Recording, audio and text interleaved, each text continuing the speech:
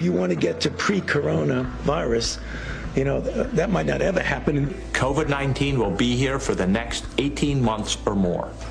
We will not be able to return to normalcy. We're never going to be the same again. The fear that we have, the anxiety that we have, that's not just going to go away. I don't think we get back to normal. We get to a new normal. I know media well. I've been working in mainstream media at the highest level for many years, and I know what we're seeing now in the mainstream narrative is nothing but a campaign. We all have this inner voice, the child that can spot the bullshit, but that intuitive voice is suppressed by the mass manipulation of the media machine, making you doubt your intuition in favour of the opinion of those faceless experts, and fabricated statistics reshaping your perception of reality and in turn controlling your behaviour. We all feel something is off here. There are too many inconsistencies with this pandemic. The media coverage has been exposed more than ever with their calculated fear-mongering tactics, and a lot of it doesn't make sense. But then you pinch yourself and say, nah, why would they do that? What would they benefit? Today I want to discuss how American billionaires are now nearly 20% richer than they were before the United States economy shut down. That's over a $583 billion surge of wealth across the 0.001%. While 1.5 million working-class Americans applied for unemployment benefits just last week, bringing the number of individuals receiving unemployment aid to 30 million. Since working-class Americans and small business owners were the ones who were told by the government that they had to shut down their businesses during this time, even though businesses like Amazon remained open despite the stories of numerous outbreaks that occurred in their facilities. I covered a story back in February about how a record number of major American CEOs stepped down at the beginning of 2020. There were many theories as to why these CEOs had been leaving in droves over the last year, peaking at the beginning of this year, ranging from theories like they had offices in China and saw the detrimental effects of the virus on the Chinese economy, so they had to get out of Dodge before things got bad, to the theory that they were tipped off by insiders to cash out on their stocks while prices were high and about to plummet from the economy shutting down, to the theory that these individuals might be bailing out before feeling the full force of an executive order signed in 2017 that authorized the seizure of assets of people and organizations involved in human rights abuse and corruption. Among the CEOs who stepped down were the CEOs of Disney, MasterCard, L Brands, otherwise known as Victoria's Secret, Uber Eats, Hulu, MGM, IBM, Salesforce, and LinkedIn. A Nestle CEO, Lockheed Martin, Morgan Stanley, Wells Fargo, BlackRock, Nokia, you get the picture. You've got a good mix of corporatocracy juggernauts, banking creatures, and government contractors. A record number of CEOs left their positions within 2 months' time in 2020, but really this was a trend over the past year or so. In 2019, over 1,300 high-level CEOs had left their positions, even during record stock market highs. But what's most interesting about these CEOs who stepped down at the beginning of 2020 was that their company stocks peaked in early February and tanked in March. So if these corporate executives did have knowledge that the economy was going to take a major hit, then by resigning in January and February, this allowed these corporate CEOs to cash out on their company stocks that they would otherwise be forced to keep while employed at the company. Hello, useless eaters. As your unqualified, non-elected global human health overlord, I'd like to take this opportunity to flaunt my position of power and influence over society and share some of my plans for you and your future. When I amassed my fortune in computer software, I demonstrated that I was willing to lie, steal code, cheat my partners, and exercise monopolistic control to destroy my competitors. Now that I've retired, I can rebrand myself as a humanitarian. With my for-profit foundation masquerading as a charity, I can advocate for population reduction and sponsor mass human experiments with unproven vaccines in vulnerable populations. Like my father, a powerful banker, eugenicist, and Rockefeller crony himself, it's always been my ambition to decide who lives and, more importantly, how many have to die. Whether it's under the guise of climate change or world health, it's really all about controlling and culling the human herd for fun and profit. The vaccine is critical because until you have that, things aren't really going to be normal. They can open up to some degree, but the risk of a rebound will be there until we have very broad vaccination. The vaccine that they're going to be making millions and billions of dollars from. People, wake up. Stand up for your rights. If one or two of us only do it, nothing can happen. We need hundreds. We need thousands to stand up and say, no, we will not submit to the tyranny that is taking place from a evil, unconstitutional, unrighteous group of people, a small number who want to control us and take over this world. And then the final solution, which is a year to 2 years off, is the vaccines. Now, I'm a Bible-believing Christian.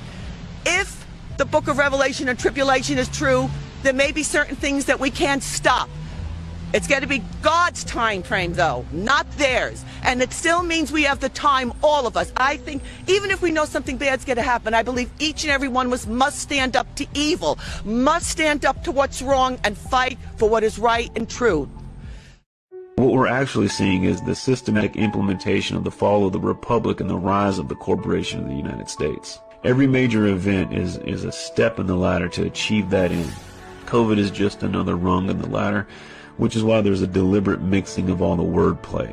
I mean, we should stop calling it, quarantine. That's a term designated for people that are verified sick. This is a house arrest mandated by the state. You should stop calling it, social distancing. There's nothing social about forced isolation. We should stop saying safer at home when millions of Americans don't have basic necessities adequate to fit their needs. It assumes that everybody's home is equally as safe as the people that are making the statements. We should stop saying, this is for the greater good. When you close the economy, killing millions of businesses that families have worked generations to establish, that's anything but good. We should stop saying, this is the new normal. That's just blatant mind control drivel. There's nothing normal about forced isolation, treating your neighbor like they have the plague, breathing your own bodily waste, wearing masks, living in constant fear of contamination. That's normal.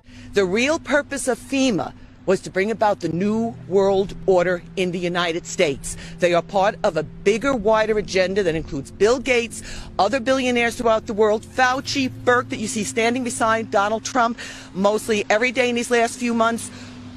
Work with Gates are part of planning this so-called pandemic that is not a true pandemic. It's a live exercise. If you check the internet, you'll find back in March, there was Secretary of State Pompeo on a news conference with President Trump standing right beside him. He slipped and he mentioned that we were in a live exercise pertaining to COVID-19. We're in a live exercise here to get this right. We're in a live exercise here to get this right. A live exercise pertaining to COVID-19. Do you know what a live exercise is? It's a military exercise. They never dreamed that the world and the public was going to fall for it to the extent they did. Even Trump, if you listen, whispers over to him, you should have let us know. You should have let us know. We're in a live exercise here to get this right. This live exercise is the first stage of a plan that began years ago. Powerful people have been involved to bring this new world government into existence for a long time. Now they're setting it in motion, and people have to find out what the real truth is. Not that this is some disease that we all have to be in terror of. Stand up, because there isn't a real disease. You want to see real disease? They plan to do that in the next few months. But we're going to have this intermediate period of opening up, and it won't be normal until we get an amazing vaccine to the entire world. They're going to get us so scared, so intimidated by this fake pandemic that once they unleash the real disease, and you want to know how that's going to happen? Months of lockdown, break down your immune system. How do people, when they're months not getting fresh air, sunlight, being in fear and anxiety for months, how do you think they're going to come out into the world and be healthy? The mask on. The mask of submission. Your new masters, your new slave masters, they want you to be in fear. They want you to wear that mask because it will lower your resistance even more.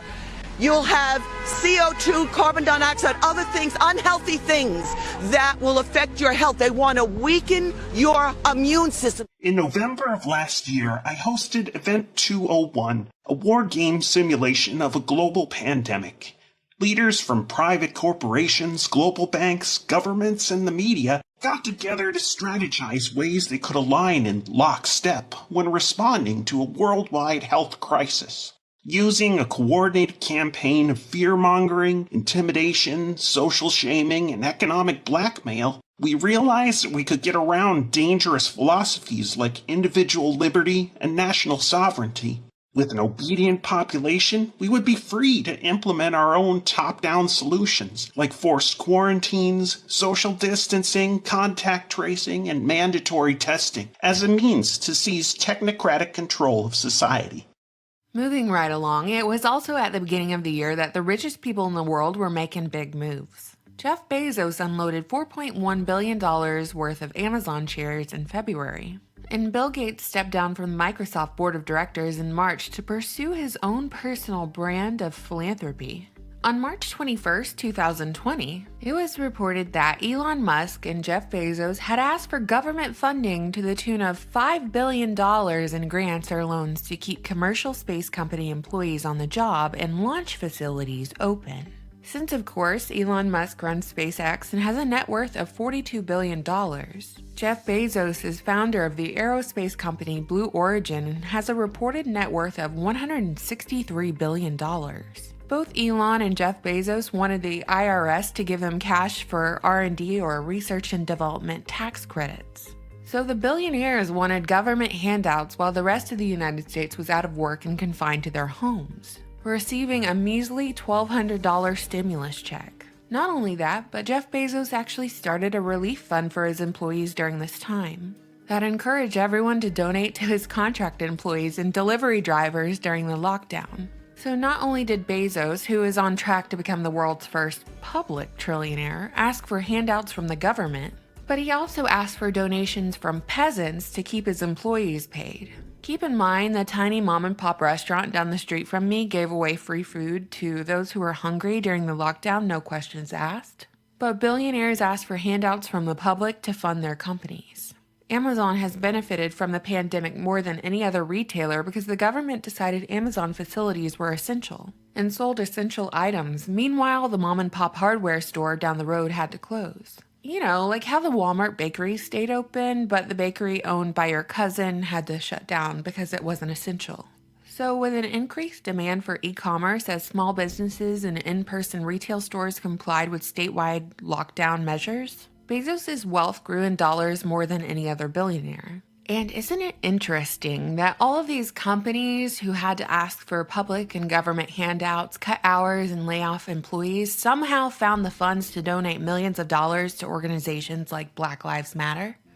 Now imagine my excitement when we had the opportunity to declare our own global pandemic. It was my chance to look like the Nostradamus of public health and to position myself and business partners like Dr. Fauci as the de facto authorities on response and solutions. Through exaggerated doomsday scenarios and computer simulations, our petty control freaks instituted harsh rules and draconian lockdowns. Even after our dire predictions proved false, scared and well-meaning people continued to submit to the arbitrary and foolish demands of their so-called leaders.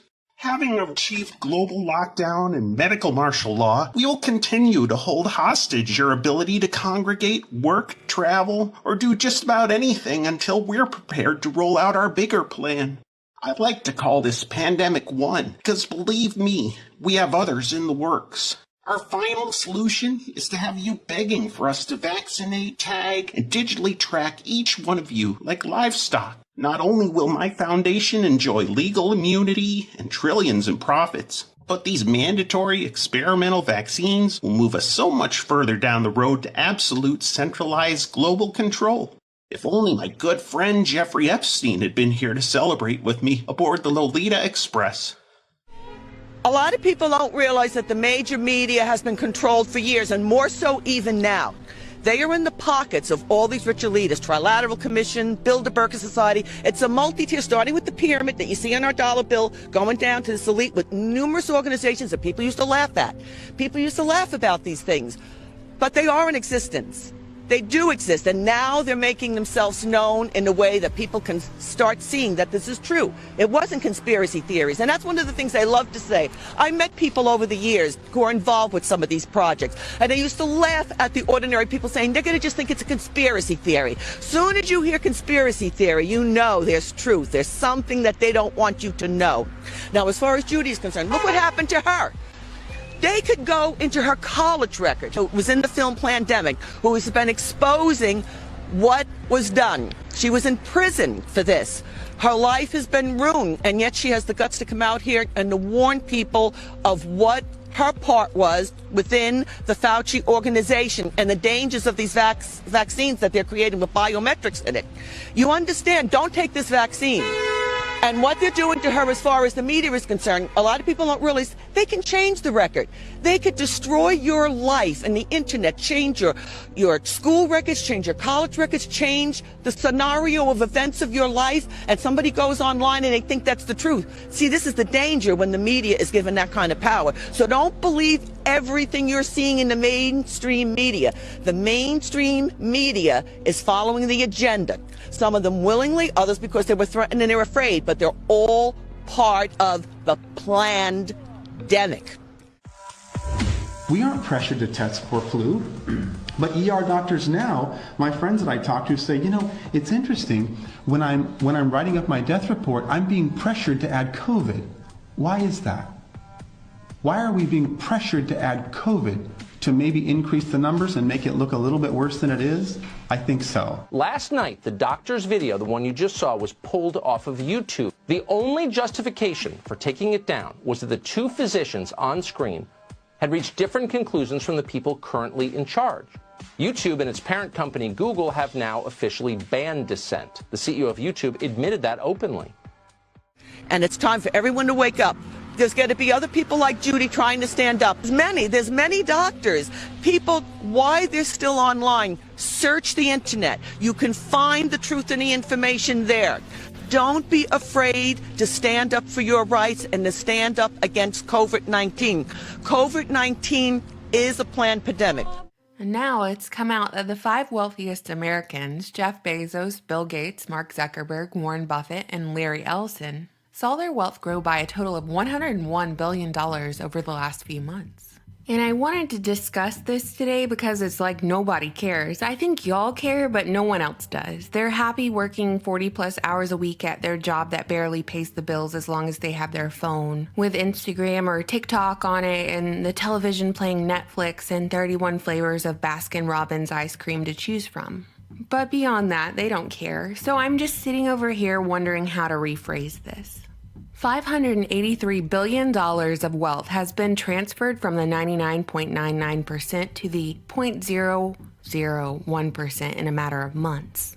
$101 billion of that went to just 5 people, when the government told ordinary, everyday individuals they had to stay home and not work, while owners of massive corporations were given the okay to continue business as usual because they were identified by the government as essential. Now here's where it gets hairy, because many of these billionaires walk a thin line between being a corporate executive and a government employee. Given that, like Bezos and Gates, for instance, were awarded exclusive government contracts throughout their career that ultimately got them where they are today. Taxpayers bankrolled the entire thing, Microsoft computers in every government building and school, special Amazon cloud contracts with intelligence agencies, special deals on shipping with the post office, which has financially hurt the post office, and now the American taxpayers give an $18 billion gift to the post office every year because of an Amazon exclusive corporate deal the United States awarded Bezos.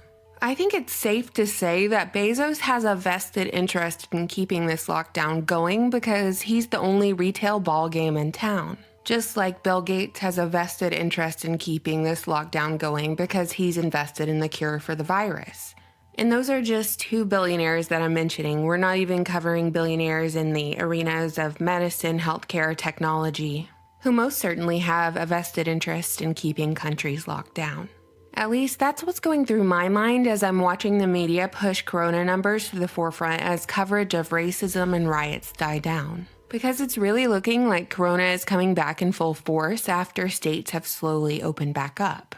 Just today, the governor of Texas has rolled back the reopening of the state, ordering bars to close and putting a restriction on outdoor gatherings once again, as the number of virus cases hit a daily record of 40,000 new cases.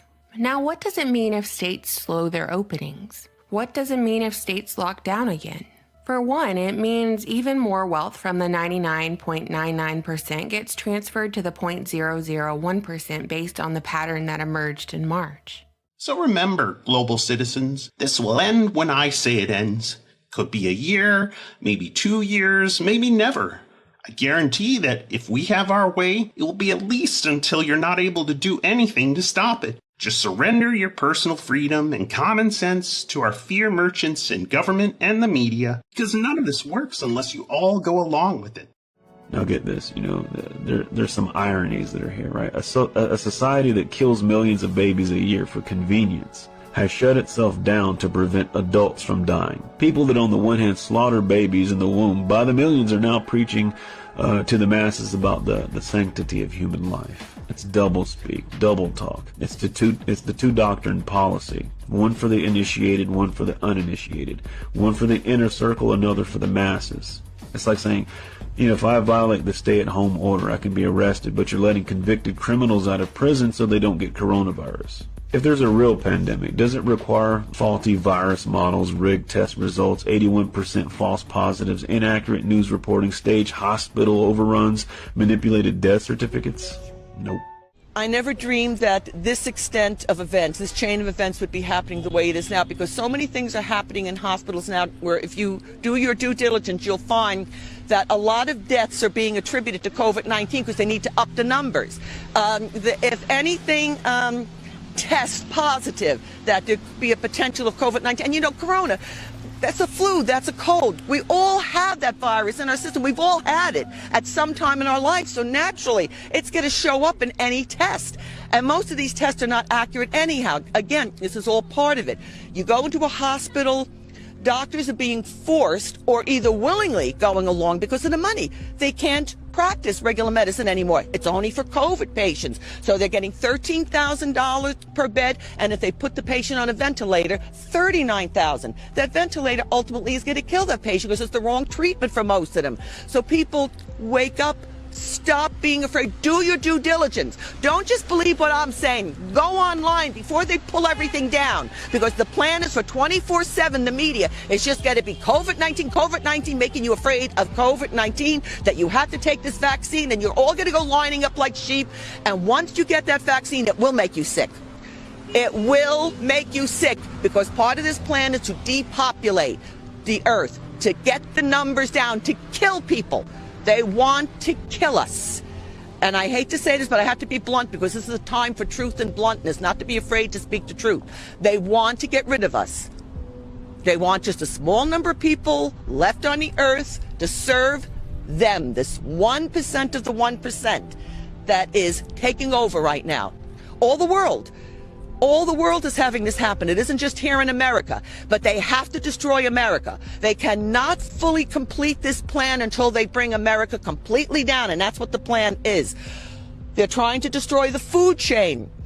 If you do your due diligence, you will see that a lot of farms, a lot of chickens, already 2 million have been destroyed. You'll see some of the stories and complaints from farmers of what's happening to the animals, what they have to do. They're doing it in stages, though. They're testing us. They're doing it so subtly and carefully so as not to create shock all at once.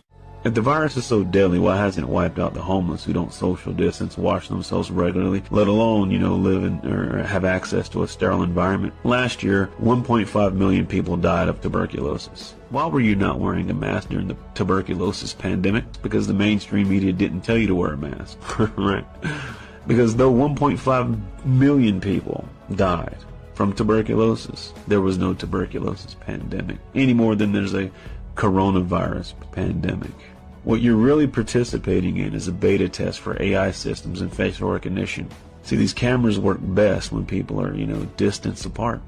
Now they're actually testing through machine learning how to recognize, a face that's partially covered. It's also a way to easily determine who's compliant and who's not. Who does the propaganda work on and who it doesn't? That's why you have President Trump, March 13th, he declared a state of emergency. Then on April 19th, he declared the 50-state national emergency, which was the first time in American history that any president ever did this for a phony virus that he knows is fake. He gets up there with these news conferences, and I was a supporter of Trump up until March. I have to say I've been very disappointed. Maybe he's been threatened, but I still believe that he is part of the plan, because the problem is what most of us don't know. For years, Republicans and Democrats, it didn't matter. Every president has been in the pocket of the agenda. They don't have the power. That shadow government, that government behind our government that's been taking over things has been doing this and controlling governments and nations with the plan to bring about what's happening right now. So when Donald Trump signed those 2 executive orders, he handed control of America over to the FEMA. That's how all the governors, and remember, he gave control to each of the individual governors to handle in each of their states, however they wanted to handle this under their individual laws. So it's different in each state how bad or how fast they're moving forward with the agenda. Mobilizing our military on the basis that we do have a vaccine. It's a massive job to give this vaccine. Our military is now being mobilized, so at the end of the year, we're going to be able to give it to a lot of people very, very rapidly. And you're just doing something with syringes as well, so that you can have it plentiful. That's right. You have enough vaccine. We will have the tremendous force, because assuming we get it, then you have to distribute it. Right. And unless you're mobilized and ready, you're not going to be able to do it for a long time. So we're starting now. We're of the assumption that by the end of the year, we're going to have a vaccine, and then we have to be able to give it, to use it on most of our population. Yeah. A couple of days ago, I saw several images which will haunt me for years. One photo showed school children in a playground, each child confined within a chalk square drawn on the ground. The children were not allowed to play with one another, they weren't allowed to touch one another, they had to play games by themselves, several feet apart from anyone else. Try playing tag by yourself. The quickest game in the history of playground sport. No football, no games that require contact or getting closer than a few feet away, no racing around, screeching for no apparent reason other than the fact that you've got joy in your heart and energy to waste. You just sit in your soulless little chalk square. Another photo I saw showed children in a classroom sitting yards apart from one another, each child wearing a mask and a plastic visor. This is utter madness. It is also wicked cruelty. Back in the 1970s, I wrote the first popular book on how stress can affect the human mind and body. I would never have imagined that anyone could treat children in such a cold-blooded and damaging way. In the UK, it's now being alleged that if a child falls or has any sort of accident, then they must not be helped by other children or by teachers. The child who falls and grazes a knee will have to attend to it themselves. The child who accidentally wets themselves will have to deal with it alone. No hugs, no caring. Enough. The lunacy has gone far enough. Who in the name of all things holy thinks up these barbaric madnesses? We would be better off keeping schools permanently closed. Has anyone in authority any idea of the permanent damage this will do to these poor children? Children will be scarred for life by what's already happened to them. We'll be breeding a new race of weirdos, loners and psychopaths. Teachers are educated people. They should care about the science. A study by paediatricians couldn't find one case of a child passing on the coronavirus, not one. One boy who did have the disease failed to give it to 170 people who were classified as contacts. To be honest, my feeling is that if teachers want to protect children from dangers, they'd do better to insist that all children wear crash helmets in the classroom in case meteors fall on their heads. In reality, I think teachers should insist on opening up schools so that children can be taught again. And please, let's forget the daft rules. No stupid chalk squares, no plastic visors. Look at the science. Look at the figures we have. Look at the real evidence, not the hyperbole and the terrifying myth-making nonsenses poured out by power-hungry politicians and headline-hunting journalists. If we don't stop this nonsense now, in a year or two's time we'll find ourselves dealing with a generation of mortally wounded young people, unable to mix, unable to talk or relate to others, bewildered, lonely, confused, and in a quiet despair which they don't understand. And I fear that quite a number of them will turn out to be so disturbed that they become antisocial and even violent. We should either open schools properly or we should keep them closed. When is society going to wake up to what we're going through? What we're really going through and what this is really all about? Control and destroying the humanity in people. These rules are how you make a generation of future worker drones who are broken of their humanity, who do what they're told and comply with whatever the government tells them, as if they're just reprogrammable machines. And I know what you're thinking. We'll just homeschool our kids from now on. But remote online learning is exactly what the powers that be want. They know that most people will think that these kinds of rules are intolerable, and they'll therefore want to homeschool instead. And online learning just means children will be further detached from each other, thus creating more social distancing, more isolation. And of course, homeschooling is not possible for many parents because they need to work.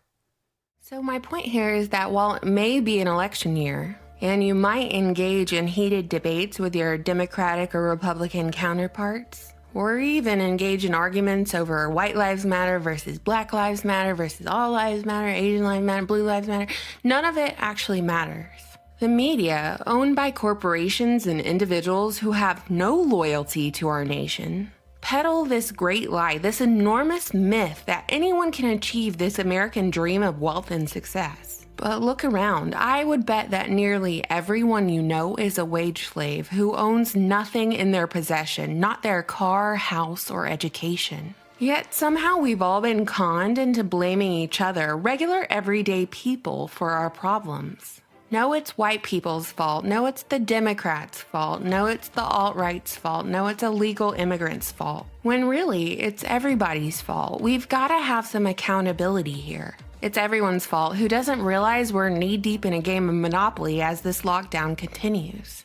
The bank cannot run out of money, but you can. Your get-out-of-jail ticket is a vaccine, and nobody wins until everyone else loses. When the government shuts down millions of small businesses but doesn't lay off any government employees, it's not about the health. When the state bans dentists from practicing but deems it necessary for abortion clinics to stay open, it's not about your health. When the state prevents you from buying seeds for your garden but allows you to purchase lottery tickets, it's not about your health. An institution that's caught trafficking drugs shouldn't be able to regulate plants. An institution that's racked up $23 trillion prior to coronavirus in debt shouldn't be allowed to manage the retirement fund. If people are really concerned about public health and safety, they don't care if people, eat garbage, drink poison, smoke cancer, and take prescription drugs, but think that toilet paper, hand sanitizer, and masks are going to protect them from the boogeyman coronavirus. This is a special kind of stupid that I can't address here. You should ask yourself a couple basic questions. When did you consent from, you creating a government to serve you, to you serving the government ruling over you? If you want to know, who's in charge, just think about who you can and can't criticize. Stop being afraid of COVID-19. Wake up, America. Wake up, world.